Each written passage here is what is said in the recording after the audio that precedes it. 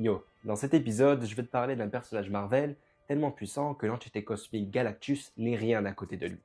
Marvel décide même, des années plus tard, à diminuer ses pouvoirs dans les comics, le considérant trop puissant par rapport aux autres.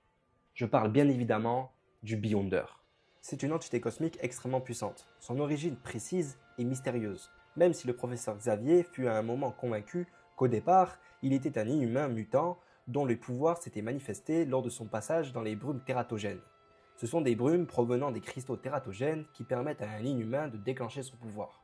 Toutefois, Flèche Noire, le roi des inhumains, contredit la théorie de Charles car il ne trouvait pas de traces d'un inhumain ayant disparu après la révélation de ses pouvoirs.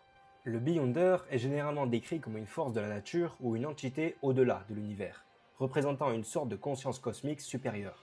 Il possède des pouvoirs quasi illimités, y compris la manipulation de la réalité, la téléportation, la télépathie et la capacité de créer ou de détruire à volonté.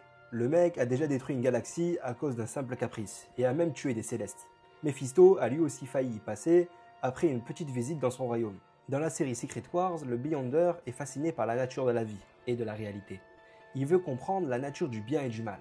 Il va alors créer un nouveau monde appelé Battle World, où il va rassembler une multitude de héros comme Spider-Man, les 4 Fantastiques, Hulk et bien d'autres, ainsi que plusieurs vilains comme Dr. Doom, Magneto, le Bouffon Vert, etc. Il confère à certains des objets magiques et des pouvoirs incroyables, comme à Spider-Man en lui donnant le costume noir du symbiote. Alors oui, il existe plusieurs versions de Battle World. Celle-ci est la première qui est sortie dans le comic Secret Wars en 1984. Celle qu'on va voir au cinéma en potentiel 2027 s'appuie sur le comics Secret Wars sorti en 2015, où le grand méchant est Dr. Doom. Voilà, c'en est fini pour l'épisode dédié au Beyonder. J'espère que ça t'a plu. N'oublie pas de t'abonner pour ne pas rater les 5 derniers épisodes de cette belle et grande série dédiée aux personnages de l'univers Marvel. Je te dis à demain pour un nouvel épisode. Ciao.